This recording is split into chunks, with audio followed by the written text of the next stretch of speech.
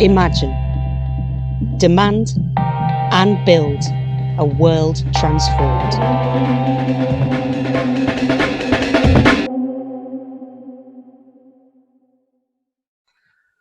Cool.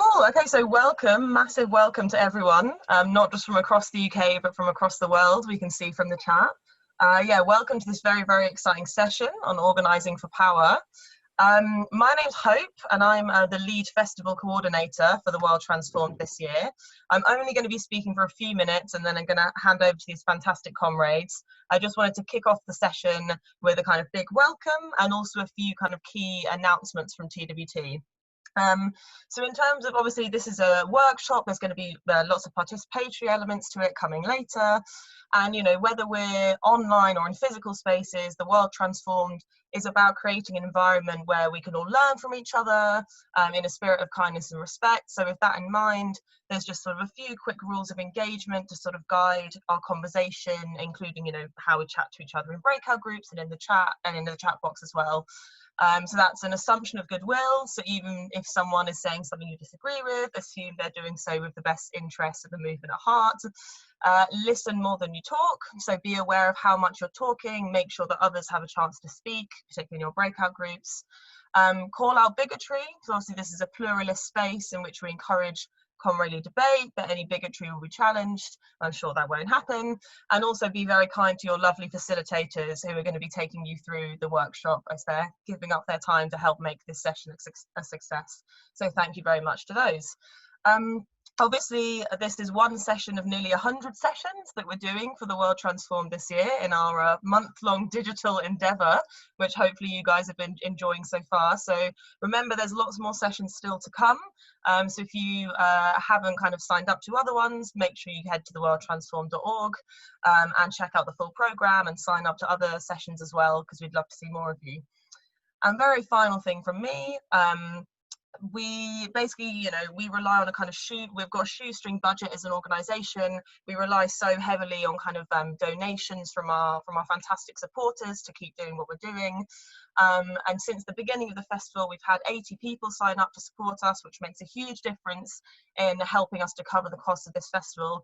But we want to be able to run events like this all year round, not just in September.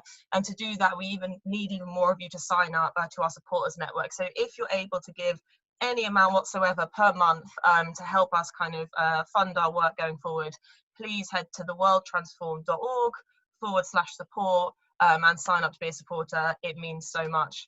But yeah, that's all the announcements from me. Very excited for this session, and I'm now going to hand over to our wonderful comrades from NEU.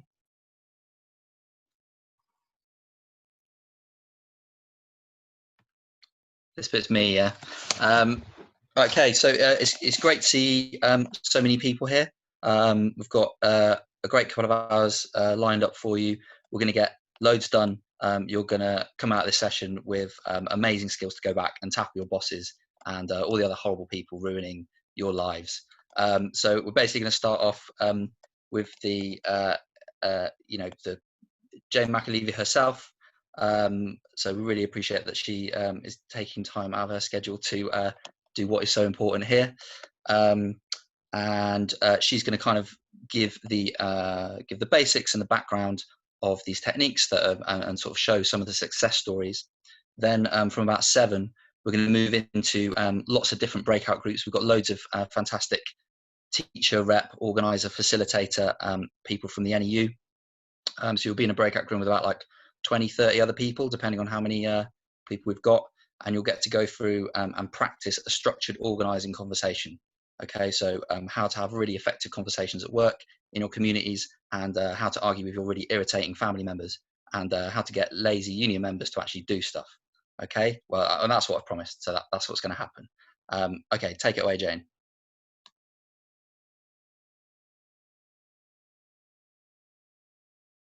You're muted, Jane. Damn. Okay, you missed the terrible thing I just said. No, I'm kidding. I want to welcome everyone here. I want to particularly give a big nod to Leo. I see people in the chat are planning on buying him beers or something like that. Throw one in for me, since it'll be a while since I'm on an airplane. But I want to start by saying what, and give a nod to Hope and the World Transformed. I will confess I've received several invitations over the last few years, and September is generally a super busy time in the US because it's always just before an election somewhere. And this year, you might imagine it's just before I don't know what it's going to be. I'm not even sure it's an election, but could be a civil war in November. But so I'm delighted to be here both with the World Transformed, and I would say it was certainly the colleagues at NEU nudging me into this that made me just say yes, because in fact, I feel like the NEU is part of an extended team of organizers that I have the pleasure of working with all over the world now. And I want to assure you that the most important part of this 2-hour session is in the breakout groups with the organizers from the NEU. We've been doing a series of trainings together. The NEU actually came to the US in the way that I'm coming to the United Kingdom today, which is via Zoom, and played a really important role in a large training that we conducted this summer online that was a multi-day training, which we thought of as fight school, sort of power building fight school among K through 12 educators in California. And the marks they got then were just as high as the marks they're going to get today. They were extraordinary in their effort. And I think the more we can put workers across the world in the same spaces together, which as uncomfortable and horrendous as all the screen time we're all engaging in is, it is an opportunity for us. And I can tell you that when I'm running into some of the 800 rank and file workers who went through the multi-day course that this NEU team took part in, people at first were like, wow, how come we had these people from the United Kingdom, from the Education Union, like in a California-based educator training? And it was such a healthy dynamic for everyone to realize we are not facing austerity alone in one state, one region, one parliament, or anywhere, right? The super rich have taken over, and they're running us into the ground right now.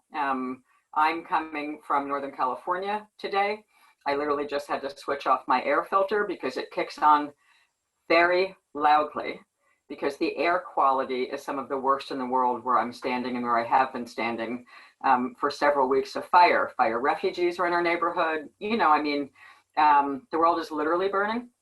So I think with that, I'm just gonna, again, give a nod to the most important part of this session is what comes after I speak. So I'm gonna put a few slides up and I will tell folks in advance that I do not look at the chat while I am presenting. So I'm counting on people to text me. That would be John, or WhatsApp me if there's a problem or something. But I find chat hugely distracting when I'm actually trying to focus on concepts. So what I'm going to show you and walk you through for sort of the next 30 minutes or so is sort of a preview of some of what we're about to do in the Rosa Luxemburg Stiff Tongues Fall Strike School, which I'm helping lead along with some NEU and other really great trade unionists from around the world. So what I'm going to focus on is power and participation, which is frankly what I always focus on. And in specific, I'm going to focus on how do you build supermajority strike organization. And by the way, I think about our capacity as a progressive movement or as a left or as an aligned or non-aligned left, or fill in whatever your category is, but as people really desperately trying to make radical change in the world right now. I think about learning the skill of building supermajority strike organization as a fundamental skill of learning how to build small d democracy. So I think this is really foundational to the work we do. For folks who don't know me, you know, I grew up in a sort of political household, political in the sense that my father, who's in the bottom of that screen, was actually an elected official. I was the proverbial child tucked under his back in most campaign literature. But we grew up in a very militant household in the sense that honoring the original Earth Day of 1970, which I would be a very little girl at, and sort of spending a lot of my childhood on picket lines was sort of what I did. And there's a story attached to all of the images on that slide, which I'm not boring you with right now. I want to get to the work and why it matters so much to be able to do structured organizing conversations that the NEU comrades are going to lead you through a practice session for. You know, I've spent a lot of my life in both practice and theory.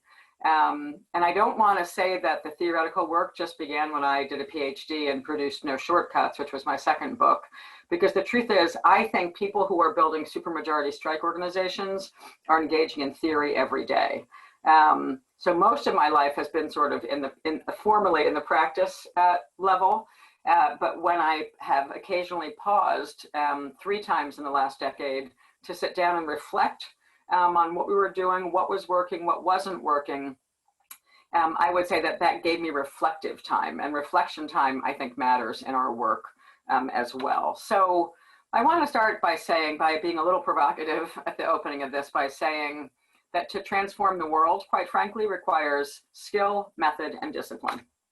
And if we can't win strike ballots, and there are a lot of, I'll just, you know, there's wishful thinking time is over. That's what I'm trying to say here. Like I'm tracking how many unions in the UK are not able to win a strike ballot because you are not able to get to the threshold of 50% or greater.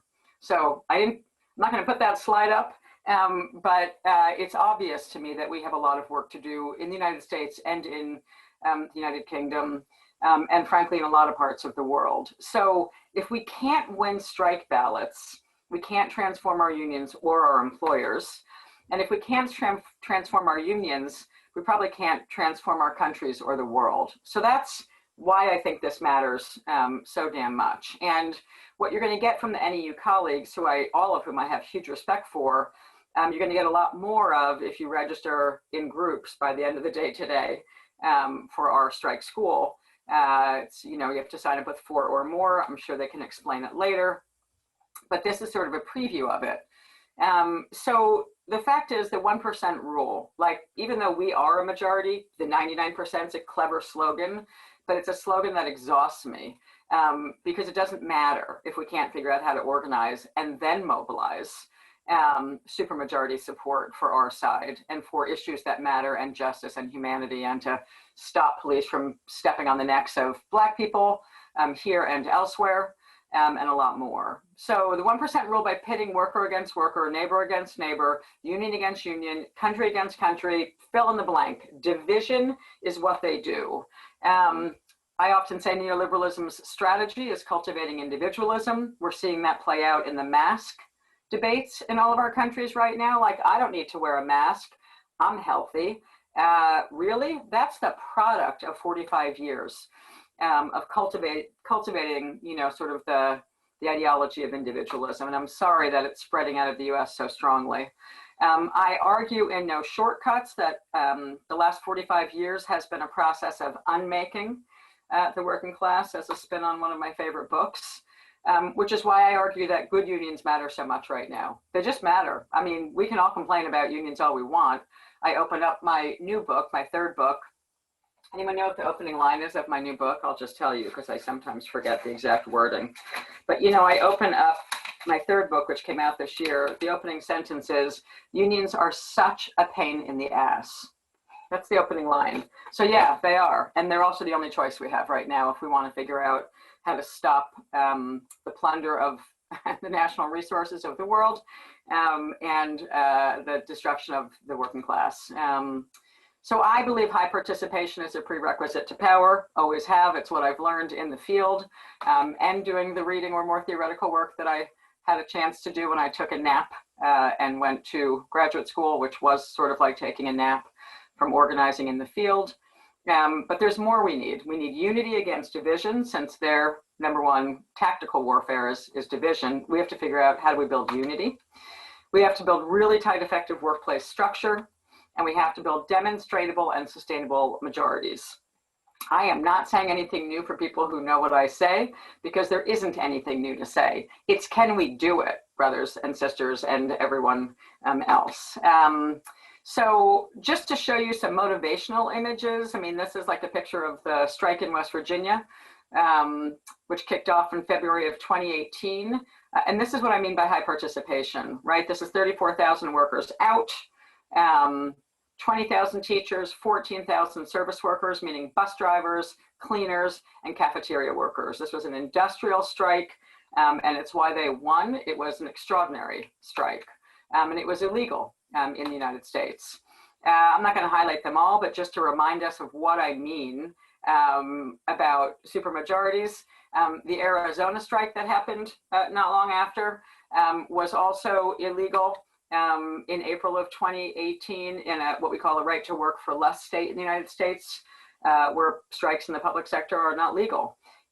People were not terminated or fired in those strikes because they were basically 100% out, right? So it'd be hard to fire them all, unless you were Ronald Reagan or Maggie Thatcher, or, you know, I'm sure Trump would love to fire 100,000 million workers at once, but luckily we're not stupid enough to strike against him when he's in charge, right? So the strikes have continued in the US. This moved it into the private sector in sort of like the renewal of the idea of the strike in the US. This moved us from education, public sector strikes into private sector strikes by low wage immigrant workers against the largest hotel chain in the world. And they won using a supermajority strike approach.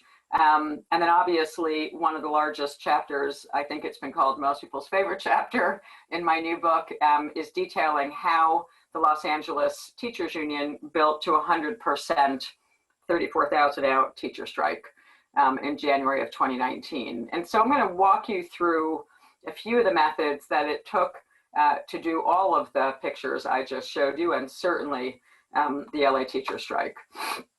It's 5 core concepts that I think are essential to how we think about transforming the world.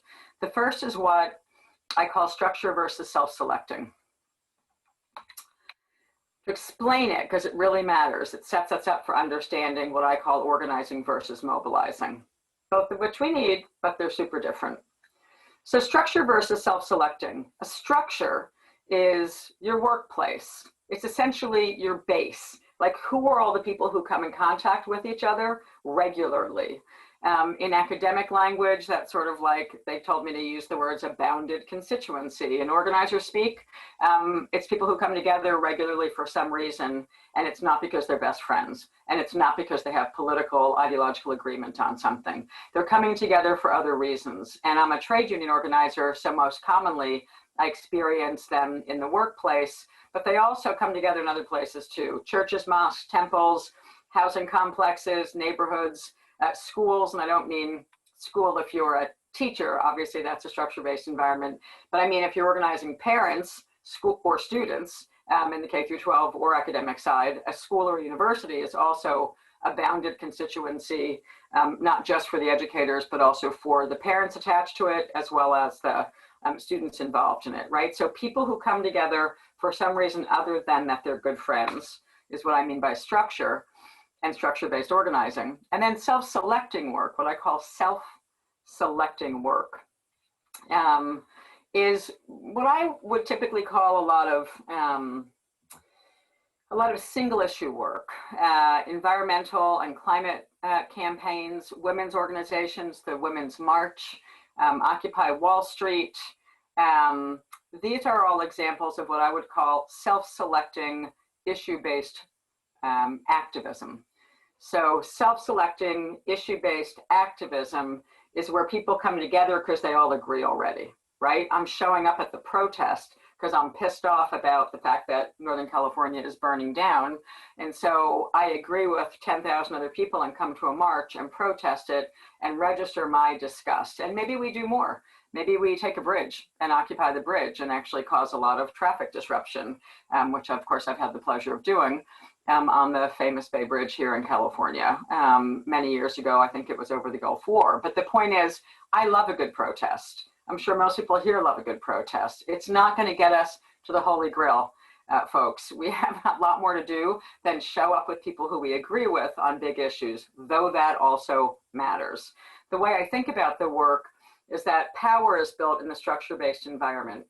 And in a capitalist system, the most powerful work is when workers walk off the job united. So that's why my energy is primarily focused on structure-based organizing in a workplace-based environment, though I've also helped build tenant unions and other kind of structure-based powerful organizations. And then the self-selecting issue work is sort of, for me, what should keep the structure-based organizations honest and accountable to a much more radical and progressive agenda. So there's some really interesting intermixing that goes on between the sectors, but they're very different, and they offer us very different strategies and very different points of leverage. In structure-based organizing, we're able to speak to people who don't yet agree with us. That's where the work is. We need to spend more time speaking to people who do not yet come to any of our marches and rallies, and in your case, did not vote for Corbyn or fill in the blank, whichever party you might be working for. They don't see themselves as connected to our work. They're outside of the work. Trade union organizing is a mini cross-section of every country in which it takes place. And it's why, despite the challenges, I'm sticking with it. It's some of the best, most satisfying work I've ever had the pleasure of doing. And when you're in a structure-based environment, it allows us to know, is the work we're doing building majority and supermajority support? Are the words we're using, are the methods we're using, are they actually adding up to something bigger than when we started the effort we're engaged in? And that's part of why I find not just structure-based, but structure-based in the workplace context so very, very important. So the concepts to continue, that's foundational to understand the rest of what I'm going to give you a little overview of before I turn it over to my incredibly able NEU colleagues. So first concept is structure versus self-selecting. And by the way, we're not going to get to them all here. You'll have to sign up for strike school and other things in the future to get them all. But I'm going to just run through what they are. The second is leaders versus activists, by which I mean high capacity workers versus simply merely committed to the workers. Again, just like mobilizing versus organizing, both are urgently needed. They play very different roles, and we have to understand the difference in the roles. So what I call in no shortcuts, the organic leader, at UTLA, at the Teachers Union in Los Angeles, they refer to the organic leader as a natural leader. The point is, it's someone without a title. They have no position. They're not the elected rep. They're not the whoever it is. They're the leaders among coworkers who actually have the trust of their coworkers in the workplace environment. And they are definitely not yet, quote unquote, like on our side. The key concepts we spend a lot of time in the strike school we're about to do, and in all of the organizing training work I do, is that understanding who the leader is matters a great deal, because if you don't understand who they are, if they're working against your cause in the workplace, you will never reach 50% turnout in a ballot in the UK under the new anti-strike law. So understanding who these people are, and then learning how to win them over from the position that they may hold when you meet them, which could be anti-union, could be anti-strike, could be worse, is the challenge for our work. To expand the universe of people who stand united with us at our big mobilizations and to make them bigger and more meaningful. And to be able to win each strike vote in the UK when you ballot for a strike, understanding who they are is essential. And then having the skill to move what we call a hard conversation, a structured organizing conversation, which is what the breakouts are gonna work on today with you, is every bit essential if we want to actually save the planet and the working class as part of the planet right now. Activists are like essential too, because we can't find the leaders without the activists. So activists are totally committed. They show up at union meetings, they volunteer to be the rep, they do all sorts of things, but they're not the same people usually. And knowing who they are and the relationship between them, in the training I got as a young organizer in a militant and successful union that regularly went on strike at a time when unions did not do a lot of strikes in the United States. This is the core skill set I was taught, and I'm sticking to it because it's worked pretty much every time.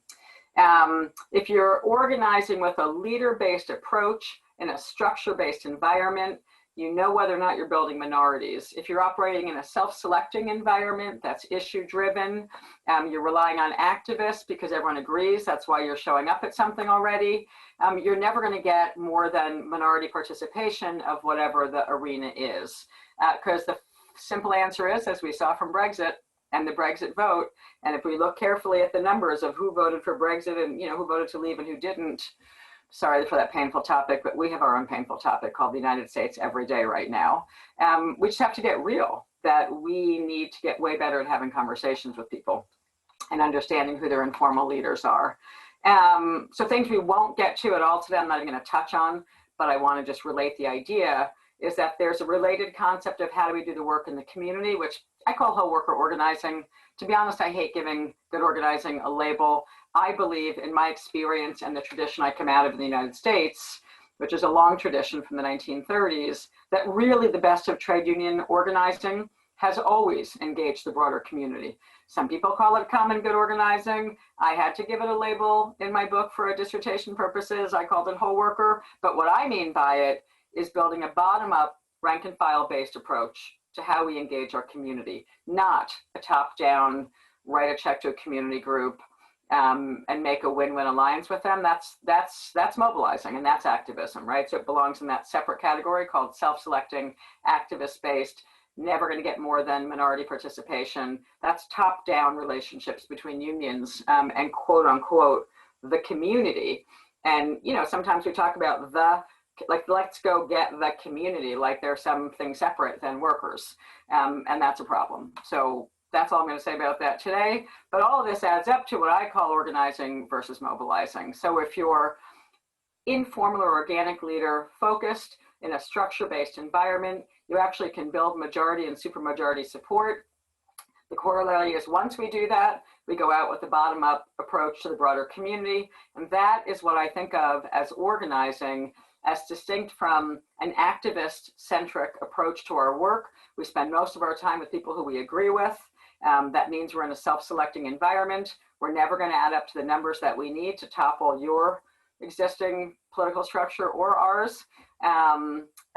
If we only, as trade unions, if we only engage the community, like top-down community groups that are pre-existing, that ain't going to get us where we need to get either.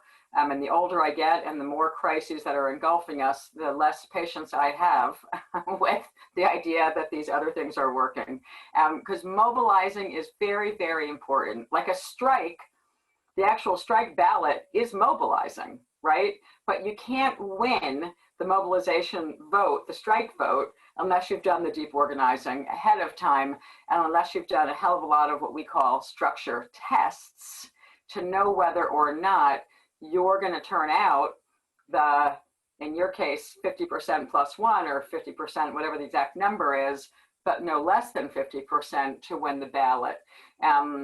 In Illinois, in the state of Illinois in the United States, in the shortcuts I write in some depth about how the very targeted anti-worker law that was passed in the state of Illinois, which is where Chicago sits, when the progressives took over the Chicago Teachers Union, the state legislature passed a special law, literally, that was written as if you're an education union in the city of Chicago, in the state of Illinois, in order to have a valid strike, you must have at least 75% participation in the strike ballot. So you're at 50, we're at 75, but only in one city for one union because they were so scared of that leadership, which they should have been. And that union took that 75% minimum participation and turned it into 100%. And they did that through the methods I'm describing here. So the sum total of this is we have to spend most of our time talking with, not to, but talking with and engaging with people who aren't talking to us, and we have to have a credible plan to do so. Like that's the nut of the work as I have been taught it and practice it and teach it. And I'm just going to run through very quickly some slides that illustrate what I mean by organic leader ID and structure tests. A couple of minutes of this, and then I'm going to stop and turn it back over to my colleagues. But this is essentially what we call a wall chart. This is a unit in a hospital in Philadelphia from a campaign I was helping to lead It's one unit in the hospital called the Surgical Intensive Care Unit. Those are the names of all the workers in it, the AM shift and the PM shift. And yes, I know there are computers with little databases that print this stuff out, but I'm very attached to this method, even at my ripe age of 55, pretty adept with computers. But when it comes to teaching workers how to build their own organization, this is the method I'm still using and very attached to, because it's accessible. It's accessible to all workers. So we start by putting all the workers' names in handwriting on a big wall chart.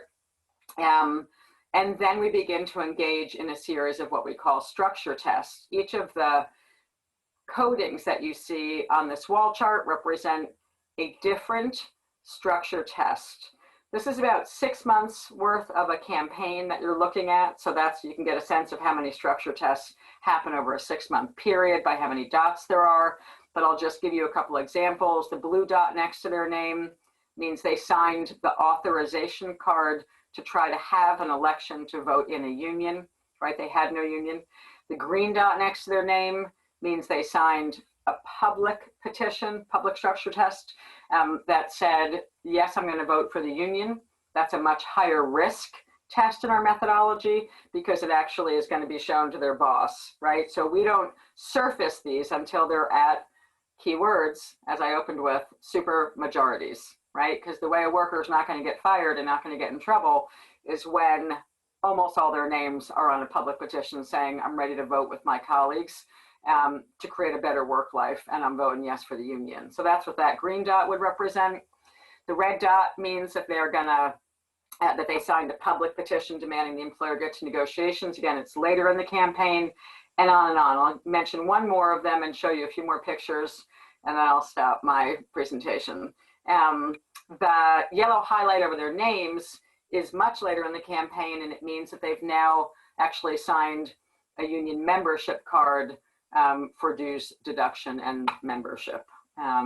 Subscriptions, I forget the words you use, subscriptions, dues, money out of their paycheck.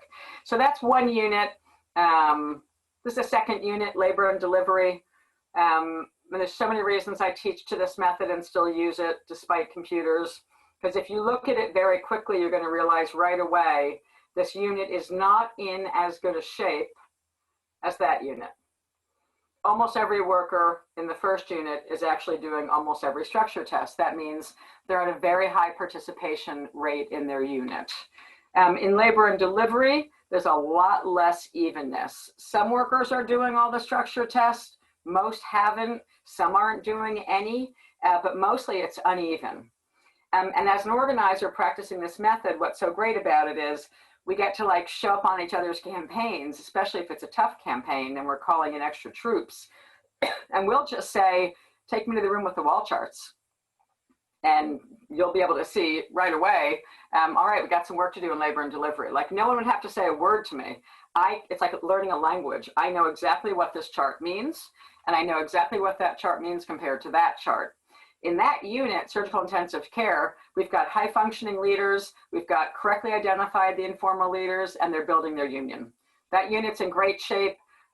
They have black dots next to their name. Patrick in the middle chart has a dot next to his name, a black dot, and Kathy on the night shift in the far left. They're the two informal leaders. They're rocking it in their unit, and we would say to Patrick and Kathy, keep it up, we'll see you later. We're working on units where there's trouble. Labor and delivery would take some work because it was in trouble. And here's the real message about the differences in one fight, in one campaign. This is a different unit called telemetry, Tower 5. Telemetry is a different kind of registered nurse. This picture is taken at the exact same time as that picture and that picture. So if you're an organizer trying to figure out how to get to 100% participation among 1,000 workers in a really hard campaign, which this was, this is a disaster. And when I'm doing a training where I can see well, I usually ask the question, so what do you think is happening in this unit? And most people respond by saying, you haven't identified the leader, or they'll say there is no leader. And the simple answer is actually, there is a leader, and she's running the campaign against the union. This is the key to understanding what leader means, the way that I'm using it, and the way I was taught to use it. A leader does not have to be pro-union. A leader does not have to be pro stay, leave, or whatever the hell you're, you know what I mean? Like, a leader is a leader who's moving people.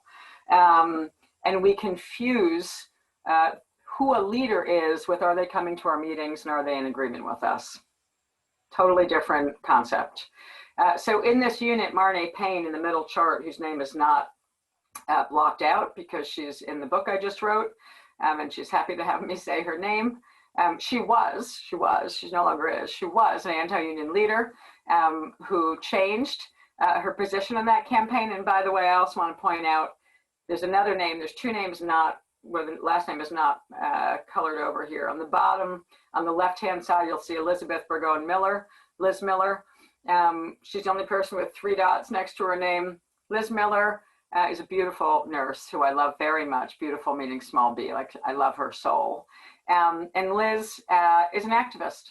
So Liz came to every union meeting, volunteered to take responsibility for her unit, and couldn't get a single worker to do anything because she was a great activist, but she didn't have leadership, the kind of leadership that Marnie Payne did in that unit. And that's a unit of 66 workers. So that's a big unit. And that, for me as a union organizer, is a big challenge.